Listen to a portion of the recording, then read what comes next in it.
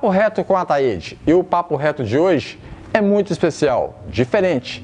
Fomos convidados pela Rádio Mineiríssima para ter aquela conversa com o ex-jogador Rômulo, com passagens pelo Atlético, São Paulo, Vasco, até pela Colômbia. Fique ligado.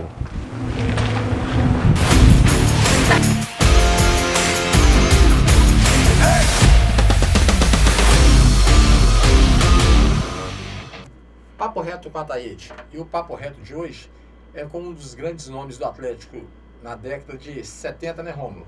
É, exatamente, Ataíde. Década de 70. Rômulo, Finalzinho dos anos 70. finalzinho dos anos 70. Rômulo, que foi um ex-grêmio ponta esquerda do clube, e vai nos contar um pouco da sua história. Rômulo, inicialmente, eu gostaria de agradecer a sua presença por ter aceito o convite dessa equipe. Ataíde, eu te agradeço pela lembrança, né, pela consideração aí, pelo carinho. É tão bom pra gente que viveu tantos anos no meio do futebol, depois de tantos anos, né, já como ex-atleta, poder participar de um programa, levar alguma informação a esses jovens que estão começando e principalmente trazer à tona alguma coisa relacionada à nossa carreira. Ah, excelente, Rômulo. Vamos iniciar nossa entrevista aqui, você falando um pouco da sua origem, onde você nasceu, quando você nasceu. Bom, eu nasci em Belo Horizonte mesmo, né? Fui criado ali no bairro Santa Rosa, próximo ali do Clube Jaraguá. Meu pai foi o 5º morador daquela região e comecei jogando ali, Ataíde, no clube, do Clube Jaraguá mesmo. Sou de uma família pobre, né? Tive a minha carreira, principalmente o início, ela foi bastante difícil, mas, como digo, tem sempre um vizinho, né? Um amigo para nos apoiar. Eu fui para o Atlético, eu não tinha ainda nem 9 anos, fui com 8 anos e 9 meses, saindo de um campeonato que foi disputado dentro do Jaraguá de futsal, futebol de salão na época, né? E o Tavinho, que era o diretor de futebol do Atlético, de futebol de salão, e o Branco, que era o treinador na época, selecionaram 5 meninos lá do Jaraguá e eu era um desses. Então eu fui para o Atlético assim e fui fazendo a minha carreira dentro do Atlético, né? Mas se tem uma coisa que eu sempre que eu quero falar e lembrar é a gratidão que eu tenho às pessoas que me ajudaram na minha formação, não só na minha formação como atleta de futebol, né? Grandes treinadores que se tornaram meus amigos, como na minha formação escolar, né? Professores, diretores com os quais sempre tive um bom relacionamento e acho que hoje, sabe, Ataíde, dou muito valor a isso, principalmente aos meus vizinhos, sabe? Eu tenho uma gratidão muito grande aos meus vizinhos que me viram ali como criança e sempre apoiaram, né? E ajudaram o meu pai a realizar o sonho dele, né? De ter um filho jogador de futebol. Jogador de futebol. E o fruto não cai longe da árvore, né? Você tem um filho mais velho que está seguindo seus passos. Por incrível que pareça, né, Ataíde? Eu, como eu te disse, eu fui jogador mais pelo meu pai do que por mim, porque na época eu gostava de estudar, queria ser engenheiro civil, sabe? Nesse meu período de categoria de base do Atlético, eu abandonei o Atlético 3 vezes, por causa de escola. Na época era muito difícil conseguir vagas nas escolas e a minha mãe, com muito sacrifício, as escolas que ela conseguia sempre coincidia com os horários do treino, né? E então eu tinha que escolher entre estudar ou jogar futebol, e a minha opção era estudar. Até que quando eu tirei o 2º grau, né, que eu fui fazer o vestibular, o Atlético foi disputar a Taça São Paulo de Júnior e eles me inscreveram e eu não fui. Eu não fui porque se eu passasse na faculdade eu abandonaria o futebol, mas acabou eu não entrando na faculdade e o Atlético me profissionalizou. Que, na verdade, quando eu começo a falar da minha vida no futebol, na minha cabeça e no meu coração, a minha história, até eu conseguir ser um jogador profissional, a minha história, para mim, ela é mais bonita do que minha própria carreira. Não que eu tenha tido uma carreira ruim. Mas a sua história de vida supera, né? Exatamente, mas eu acho que o mais importante é a história. Quando a gente pega esses jogadores hoje em evidência, você pode ver que todos eles, no final das contas, com todo o sucesso que eles têm, a história de vida deles, ela é mais bonita do que a carreira. Você com 23 anos, você deixou o Atlético e você foi para qual clube no Rio de Janeiro? Não, a minha saída do Atlético, ela foi através de uma negociação feita entre o Atlético e o Guarani pelo Everton. Everton, que jogou camisa 10, né, que jogou anos no Atlético, jogou no Guarani, jogou no São Paulo, mas eu passei 3 meses só no Guarani, porque o time que eu ia era pro Vasco. Aqui, você jogou no Atlético, a sua saída do Atlético se deu para você falou para o Guarani. Exatamente. Então você jogou no Atlético, Guarani, pós-Guarani. Ó, eu joguei no Atlético, do Atlético eu fui pro Guarani, joguei 3 meses, né, no Guarani, depois eu fui pro Vasco, né, 84, 85 joguei no Vasco, saí no começo de 86 do Vasco, aí eu fui pro São Paulo, joguei 86, 87 pelo São Paulo. Em 88 eu me machuquei, então fiz a recuperação. Nesse período eu voltei a jogar no América de Rio Preto. De lá eu fui para o Sporting de Barranquilha, na Colômbia, né? No começo de 89, né? Eu fui para a Colômbia, joguei na Colômbia poucos meses, né? Fiquei até maio, de janeiro a maio. Voltei, joguei no Santa Cruz, em Recife, depois voltei para São Paulo novamente.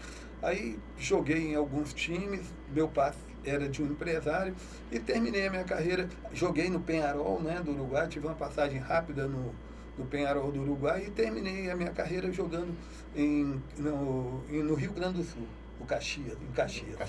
Isso. Você teve experiências internacionais. Qual a maior dificuldade que você encontrou na Colômbia, irmão, como atleta? Receber. A verdade é o seguinte, viu, Thaís? O ano que eu fui para a Colômbia é exatamente o ano marcado pela aparição do Pablo Escobar, 89. Até aquele filme Narcos, né? Narcos. Aquele filme esclarece muito do que a gente vivia, do que eu vivi, eu e os outros atletas e treinador que foi para a gente, o que nós vivemos na Colômbia. Esse time que eu fui, que era o Sporting de Barranquilha, Barranquilha tem 2 times, o Sporting de Barranquilha e o Júnior de Barranquilha. O Sporting pertencia ao Barros, que era eles chamavam ele de índio, por ser da fronteira da Colômbia com a Venezuela, né? E todos os times lá eram ligados aos cartéis, né? Então, e lá na Colômbia tinha 2 cartéis, o de Cali e o de Medellín. E você jogava? Eu jogava no Sporting de Barranquilha, que era um time que o Barros fazia parte do cartel de Cali, não do de Medellín. De Medellín. Mas de qualquer forma era time mafioso. Exatamente. Vamos falar assim, o futebol era mais por uma lavagem de dinheiro, né? Exatamente. Então a dificuldade nossa era exatamente isso, porque quando eu fui para lá, né, o acerto, o empresário, a gente recebia o dinheiro para a gente se manter lá. Não era uma quantia menor e o restante do dinheiro era depositado numa conta fora da Colômbia para a gente. Só que o país de mafioso, ele era uma dificuldade para receber, viu, Thaís? Pagava, mas vocês tinham dificuldade de receber? Não. Ele só, na verdade, esse período nós viemos embora exatamente porque ele não cumpriu o compromisso do que ele tinha que nos pagar fora da Colômbia. O que a gente tinha que receber na Colômbia, a gente recebia porque a gente fazia greve, né? Como era um time que tinha 3 brasileiros, né? Que com todo respeito aos outros jogadores, eram as estrelas do time. O goleiro era uruguai, né? Quando ele não vencia um mês e ele não pagava, a gente não ia treinar. Não ia treinar. Vocês faziam greve? Faziam greve. Aí ele mandava o segurança levar o dinheiro para a gente. E isso foi se prolongando, foi acontecendo, porque nós fomos para lá em janeiro, né? E nós só conseguimos sair de lá em maio, certo? Nós só conseguimos sair de lá em maio e houve uma confusão muito grande em relação a nossa saída até do país, né? Teve que ter interferência da FIFA junto às federações lá da Colômbia, que é a de maior é a Federação Colombiana de Futebol, porque, se você lembrar, 89 foi o ano que o Atlético Nacional foi o campeão da Libertadores, com Higuita, Escobar, Trellis, né? Foi o campeão da Libertadores, e a Colômbia classificou para a Copa de 90. Então, a FIFA ameaçou a Federação Colombiana que, se esse time não liberasse os nossos passaportes e deixasse que os jogadores voltassem para o Brasil, o Atlético Nacional não iria disputar a final da Libertadores e a Colômbia seria punida e não disputaria a Copa do Mundo, exatamente. Então, houve uma confusão muito grande em relação à nossa saída. Vocês ficaram praticamente refém do clube lá. Porque quando você sai do país, nós chegamos lá, para poder você trabalhar, você tem que ter um contrato de trabalho. E o Barros e a diretoria, eles prenderam o nosso passaporte. O nosso passaporte estava de posse deles. Porque a gente era um contrato de trabalho com o clube. A gente não tinha posse dos passaportes. Então, para ele era fácil segurar, manipular isso aí. Rômulo, com toda a reformulação que o futebol vem sofrendo ao longo dos anos, isso hoje não acontece mais, né? Do atleta, você saiu daqui, foi para a Colômbia e teve essa dificuldade em relação a receber, jogando em times onde as pessoas faziam outras atividades ilícitas. Hoje, com a reformulação do futebol, vem sofrendo aí, ou sofre, não existe esse risco. Ataíde, eu acho difícil eu garantir isso a você. Hoje em dia, vamos falar assim, existe em alguns países, ou melhor, em alguns continentes, o que a gente chama de fair play financeiro. Mas se você pensar bem, olha a quantidade de dívida que os times, vão longe não, que os times brasileiros têm hoje. Você já viu algum time brasileiro ser punido pelas dívidas? Eles não foram punidos. Não foram punidos. Ficou. Ele quando eu fui. Para a gente poder vir embora, ele assumiu que tinha uma dívida, entregou a documentação, porque a Federação Colombiana enviou um diretor para Barranquilha para nos acompanhar, porque a gente pegou o voo de Barranquilha para Bogotá e de Bogotá para o Brasil. Teve um diretor da Federação Colombiana nos acompanhando.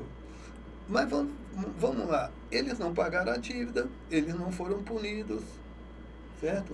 Então, esse débito vocês está pendente até hoje, então vocês não receberam? Eu não espero receber, eu não penso que eu vou receber isso mais não, porque...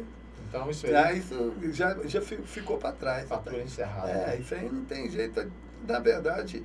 Vamos falar assim, vida que segue, né? A gente viemos embora, eu acho que viemos embora em sãs e salvos, né?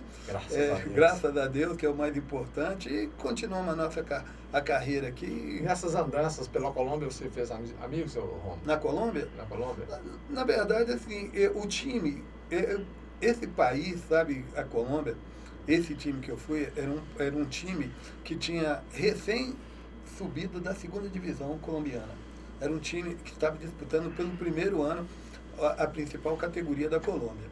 Então, o que eu via lá era muitos jogadores com dificuldades financeiras, certo? Dificuldade de alimentação.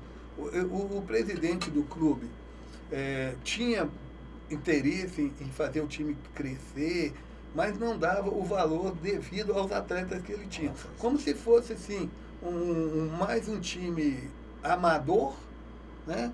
Com estrutura menor, né? Com orçamento menor, né? E que ele apostava que, trazendo brasileiros, uma comissão técnica brasileira, o Nelsinho Batista e o Vadão era a comissão técnica nossa. né, jogadores brasileiros e o apoio da cidade, que ele conseguisse disputar o campeonato. Mas ele batia de frente com times que estavam bem mais estruturados do que o time dele, né, do que o Sport. Mas mesmo assim, fizemos bons jogos, mas a gente não consegue fazer amigos que você continue você traz pra conhecendo, vida, né? Porque até o período que eu morei lá, a minha irmã, né, eu levei a minha irmã para cuidar da minha casa, a Rosilane.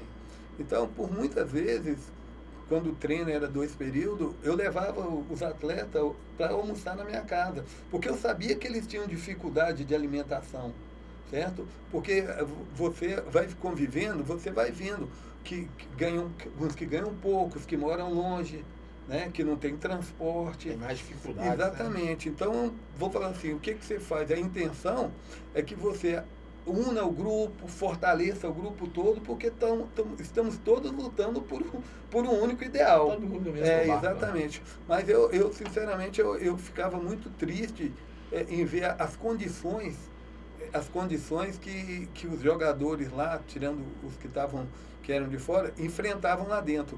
E outra coisa que a Colômbia, na época, era um país de guerrilhas, né? Então, a gente tinha dificuldade de sair de um país, de uma cidade para outra, para poder fazer jogo. Porque tinha o problema de ter guerrilha, de você ser parado nas estradas. Então, você acaba passando um período assim, com muito receio, né, do que possa te acontecer. Mas foi uma experiência muito bacana, sabe? Eu até brinco que eu passei eu tive a minha época de artilheiro. Porque eu fui para a Colômbia, eu aqui no Brasil, né, eu era um ponta esquerda. E quando eu fui para o São Paulo, eu já fui para ser um ponta esquerda, mas eu já era um jogador formando o 4º homem do meio campo. Né? Mais pro meio ali. Exatamente. Então eu jogava mais livre, não precisava ocupar sempre só o lado esquerdo. A gente tinha 2 atacantes de muita, que era o Careca e o Miller no São Paulo. Então, e tinha um meio campo mais criativo, né? Tinha o Pita, tinha o Silas, o Bernardo, o Sidney, que quando jogava ponta esquerda era mais agudo. Né? Então, dependendo dos adversários, da maneira que a gente jogava, era um time mais completo. E outra coisa é que aqui, então, eu nunca tinha vivido a situação que eu fui viver lá. Porque lá, o Nelsinho montou, na época, né, como se diz, um losango no meio, jogava com 2 atacantes, que era o Edson Borges, que tinha sido, que o Nelsinho conheceu jogando pelo Curitiba, e eu era o outro atacante, eu jogava como atacante mesmo, pelo lado esquerdo. E por incrível que pareça, só eu fiz gol no meu time. Você era o único que fez gol. Nesse período todo, que era uma coisa até engraçada, né, de dizer, o meu time, só eu fiz gol. Em todos os jogos, os gols que tiveram, foi eu que fiz. Mas também eu bati a falta, eu bati os pênaltis, né? E aí eu jogava no ataque. Batia escanteio então, lá pra cabecear. Não, aí também não. Porque eu bati escanteio pra cabecear, não ia não. Mas acabei vivendo um período, assim, diferente nesse sentido. Eu já não fui um jogador de criação, diferente dos outros times que eu joguei, né? Porque quando eu voltei, depois, até quando eu fui pro Peñarol, eu fui para fazer a função do 10, aquele que arma o time, né? É aquele que o volante rouba a bola e você aparece, ele te entrega para você armar o time. Né? Diferente da função que eu fiz na Colômbia, que foi de atacante mesmo. Mas foi uma experiência boa, aprendi muito lá, né? Porque foi a primeira vez que eu tinha saído para morar fora do Brasil e conhecer um país diferente. E a Colômbia, se você lembrar, foi o ano que a Colômbia formou aquela grande seleção. Né? Então, cheguei a enfrentar o Rincón, estava lá no Independente de Santa Fé, o Higuita jogava pelo Atlético Nacional. Era o goleiro dele. Era o goleiro, um bom goleiro, que jogava muito com o pé fora da área. O Gareca, o que jogou na seleção argentina, ele era o atacante do América de Cali. Você então enfrentou essa galera toda lá? Não, os times lá eram bons, viu? Muito bem montados, muitos jogadores estrangeiros e para mim, assim, uma coisa que me deixou muito orgulhoso é que quando eu voltei de lá, os jornais me apontavam como o melhor estrangeiro jogando na Colômbia. Você tem isso documentado, fotos? Tenho fotos de lá e tal, mas... Rômulo, naquela época, e hoje também, né? Mas vamos lá para aquela época, quem que era o seu ídolo? O jogador, assim? O seu ídolo? O cara que você tinha referência. Quando eu comecei? Dele. Qual era a sua referência? Vou te falar um negócio, por incrível que pareça, o meu ídolo, o cara que eu sempre quis jogar igual quando eu era menino, era o Joãozinho do Cruzeiro. Ponta esquerda também. Ponta esquerda do Cruzeiro, era um jogador, vamos dizer assim, diferente, né? O futebol dele era um futebol que encantava. Eu sendo atleticano, né? Eu pedi o meu pai para me levar para assistir os jogos do Cruzeiro, para me ver o Joãozinho jogar, para me levar para assistir treinos do Joãozinho, para me ver o que ele fazia, certo? Como ele treinava. E em casa, né? Até brinco que em casa você começa a treinar, né? Treinar, querer imitar aquelas pessoas, porque nós somos, na verdade, imitadores, exatamente, né? Então eu queria imitar e jogar igual o Joãozinho. Naquela época você era o ponta esquerda, hoje não tem mais essa função no futebol. E como ponta esquerda, qual foi a marcação mais difícil que você enfrentou? Vou falar um negócio, eu peguei uns laterais bons, mas tinha um que eu fiquei feliz no dia que ele foi pro Atlético, que era o Nelinho. O Nelinho, assim, qual que era eu enfrentei o Nelinho quando eu ainda era muito novo, né? Eu estava saindo do infanto e chegando no time profissional. E o Nelinho, além de ser uma referência, tecnicamente ele é muito bom. Tecnicamente ele era muito bom. Então, quando jogos Atlético e Cruzeiro, a minha preocupação e o que eu tinha que fazer ou tentar fazer era conter o Nelinho. Porque o Nelinho, ele era um jogador que, se deixasse, ele decidia os jogos, certo? Ele é o que armava o time do Cruzeiro. Além de chutar bem. Né? Pois é, mas ele tecnicamente, ele era muito bom, ele era driblador. O Nelinho, era melhor, eu gostava de enfrentar, às vezes, né? Como eu era rápido, eu gostava de enfrentar jogadores que procuravam fazer falta, são mais fáceis de ser batidos, né? Porque eles não estão visando a bola, então se você é rápido. E o Nelinho não fazia falta, o Nelinho, ele te tomava a bola e se você não tomasse cuidado, ele te driblava e construía todas as jogadas. Então a gente até, quando a gente ia jogar contra o Cruzeiro, os caras já falavam comigo, Rom, você pode ir, porque a gente sabe que ele vai te driblar. Porque o Nelinho, assim, vou te falar assim, para mim, o lateral melhor que eu vi jogar, que eu fiquei feliz quando foi pro Atlético e depois convivendo com ele, aprendi muita coisa com ele, muita coisa. Mas ele tinha essa particularidade. Então eles sabiam que eu ia driblar, que eu ia ser driblado, então eu já vinha na cobertura para pegar a bola e tentar jogar nas costas do Nelinho para que eu pudesse contra-atacar. Sabia o que ia acontecer naquela jogada. Né? Isso mesmo. Dentro do Atlético, vamos pegar o Atlético como referência. Dentro do Atlético, Rômulo, você atuou quanto tempo dentro do Atlético? Profissionalmente? Profissionalmente eu vou quase 6 anos. Quase 6 anos. E nesse período, qual amizade que você trouxe para a vida, que você tem contato até hoje? Eu vou te falar um negócio, viu, Thaís? Eu dentro do Atlético, eu só vou te dizer que eu só fiz grandes amigos. Na verdade, eu até brinco assim que pela época que eu subi, por ter subido tão novo, e vamos falar assim, eu até brinco que eu saí da geral do Mineirão para dentro do estádio, né? Eu tive muitos amigos, construí muitos amigos mesmo, né? Que eu tenho até hoje. Mas por incrível que pareça, eu tenho um que esse não é só meu amigo, mas que eu tenho ele no coração como irmão, certo? Que é o Éder. O Éder. Éder.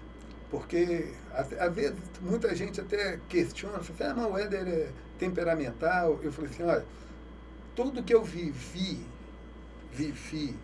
de melhor, de aprendizado, de vida, de experiência de vida, de se sentir protegido, foi com ele. Foi com ele, sabe? Era um cara que sempre me tratou. Vou te falar assim, é até difícil falar, porque tantas situações ele me ajudou como ninguém, sabe? Como ninguém. Eu brinco com ele até hoje, ele é meu irmão, é uma gratidão eterna, sabe? Que eu tenho por ele. Porque, vamos falar assim, ao longo da nossa vida, a gente aprende muita coisa. Aprende muita coisa. Muita coisa você tenta buscar e às vezes você não consegue, certo? E o Éder, ele foi um irmão, ele cuidou de mim quando eu estava no Atlético. Quando eu fui para o São Paulo, ele jogava no Palmeiras, ele foi me buscar para morar com ele. Eu vou falar assim, até eu nem gosto, porque são tantas situações que ele provou que era muito mais que meu amigo. Sabe? Muito mais que um amigo. Sempre de mão dada. Irmão, irmão. Vou te falar assim, passamos férias juntas em circunstâncias que, sinceramente, eu, novo, sem experiência, eu não iria viver. Eu não iria viver. Eu só vivi porque ele me proporcionou isso. Então, ele, para mim, é o grande irmão do futebol, sabe? Aquele cara que, se você falar assim, ó, o cara, assim, o patamar dele em relação ao relacionamento comigo, a minha gratidão com ele é imensa. Agora, eu fiz grandes amigos, tenho grandes ídolos, Reinaldo, Paulo Isidoro, até hoje converso, Marcelo Oliveira, eu sou grato a muitos deles, porque como eu subi, quando eu subi, eles estavam ali me apoiando, acreditavam em mim, me tratavam bem, sabe? Me tratavam bem, sempre me apoiaram, certo? Então, foram grandes amigos, mas o Éder é diferente. Esse aí é irmão do coração mesmo. Estivemos aqui hoje com o Rômulo, ex-ponta esquerda do Atlético, ex-atleta, com passagens pelo Atlético, Guarani, São Paulo, Vasco, Sporting de Barranquilla, Peñarol, Santa Cruz. E por aí vai, e outros. E passagem pela seleção brasileira. Então, batemos um papo gostoso com o Rômulo, e tem muitas histórias. Vamos encontrar em outras ocasiões. Aliás, Rômulo, tá combinado, hein? Nós vamos bater esse mesmo papo, mas lá no Jaraguá. Com certeza. Tá bom? Você vai me mostrar as dependências lá, e nós vamos bater um outro, vamos retornar essa conversa, que eu tenho certeza que você tem muito para falar pra gente. Thaís, eu te agradeço pelo convite, né? Pela consideração, pela lembrança, o prazer de eu estar aqui, né, com você participando dessa resenha, e te agradeço demais mesmo, né, por ter me dado essa oportunidade de contar um pouco da minha história, né? Essa oportunidade, você é quem me deu, meu camarada. Tá certo? Muito obrigado. Fique com Deus.